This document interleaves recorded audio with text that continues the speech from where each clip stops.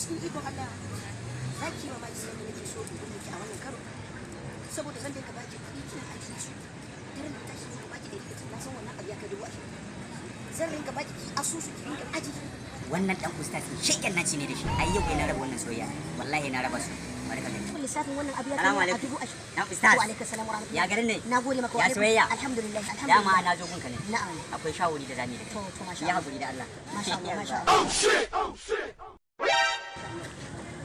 na ci ina jin wato dan ustaz na'am shawari nake so ba to kaga wannan yarinya Na. wallahi ba kaunar da take hasbunallahu wa ni'mal wakil a wannan muke wuni Turbi ne hada muke kalam. komai muke ganin komai wallahi cutan da take hasbunallahu wa ni'mal wallahi tallahi ka rabu da yarinya ita yalana wallahi subhanallah wallahi turbi hada kalam hakuri ka rabu da ita ni ba zan ga abin da zai cuce ka ba in bari